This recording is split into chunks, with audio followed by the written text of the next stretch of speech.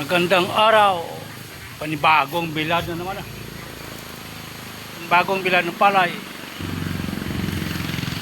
Grabe yung init. Tingnan. Parang hindi na makita yung palay sa init. Silaw. Ito na may bawas na. Parang hindi na makita yung palay sa binilad. Sobrang init. Panibagong bilad. Ayan, palay. Hindi makita. Oh, ayan, kita na.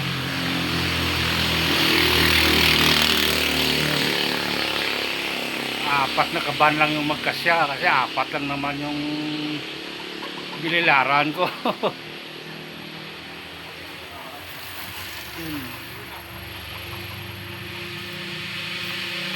Naghihintay na naman yung mga manok ha. Naghihintay na naman kamo dyan.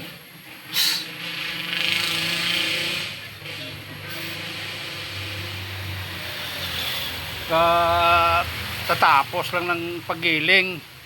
Yung pagdating ko na malingke, napagiling ko na isang sako. Ilan lang yon? Bali 16 kilos lang. Sobra lang isang balde at kalahati. Isang balde at kalahati ng yung sa pintura. Yun lang kadami. Kaya dagdagan natin yun. Yung bilad na naman ha.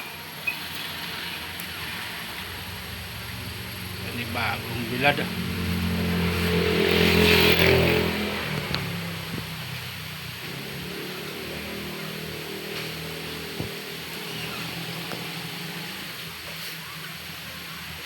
Nang araw na may pan pa lang to eh.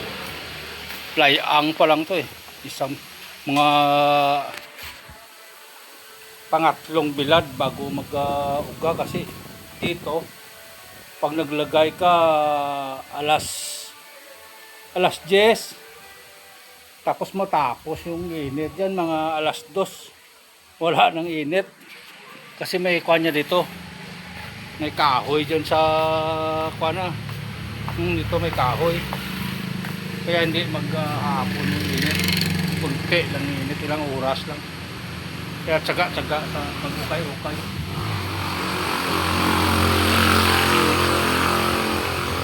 Matindi ngayon ng init. Ang heat stroke.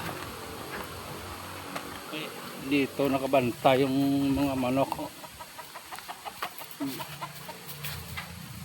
Dito yan. Yan yung mga manok nakalagay.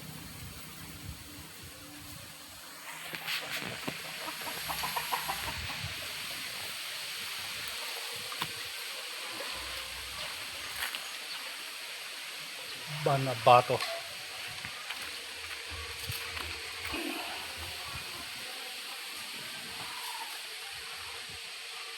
Banaba.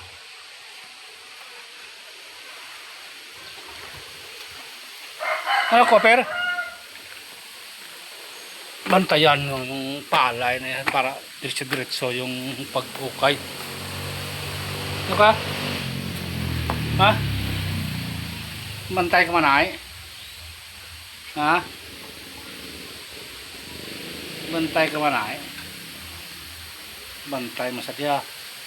Magsaka ya manok ay ginalagas ya.